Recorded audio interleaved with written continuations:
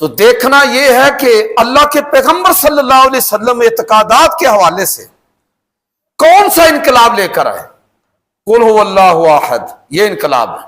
اللہ الصمد، لم یلد ولم یولد ولم یکن لہ کفوا احد۔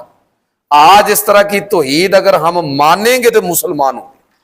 میں یہ جملہ بار بار دہراتا ہوں کہ خدا کے لیے یہ سمجھے میرے بھائیوں، مسلمانوں کے گھر میں پیدا ہونا خوش قسمتی ہے ہماری، لیکن اس سے بندہ مسلمان نہیں ہو جاتا۔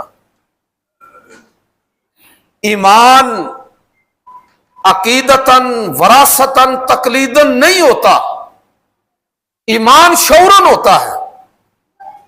لازم ہے کہ ہم پورے شعور کے ساتھ رب کائنات کی توحید کو اس طرح تسلیم کریں کہ شرک کا شائبہ تک ان کے اندر نہ ہو۔ جو توحید کا عقیدہ ہے اس کے اندر شرک کی اگر ایک پرچھائی بھی پڑ گئی تو کوئی معافی نہیں ہے۔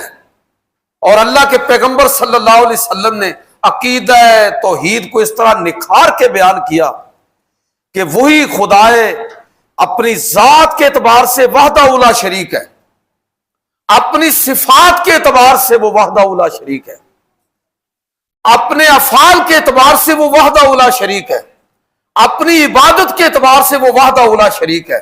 ہمیں یہ دیکھنا ہے کہ کیا ہم توحید کے اسی خالص تصور کو مانتے ہیں؟ کیا ہم جو اللہ رب العزت کو وحدہ لا شریک مانتے ہیں تو خدا نخواستہ کہیں ہندوؤں جیسا کوئی عقیدہ تو نہیں ہے؟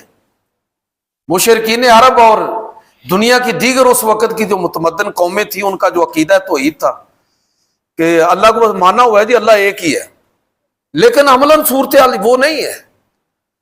اللہ کے پیغمبر صلی اللہ علیہ وسلم نے سماجی سطح پر انسانوں کو اعلان فرما دیا کہ کلکم لآدم کلکم لآدم وآدم من تراب، لوگوں تم سب کے سب آدم کی اولاد ہو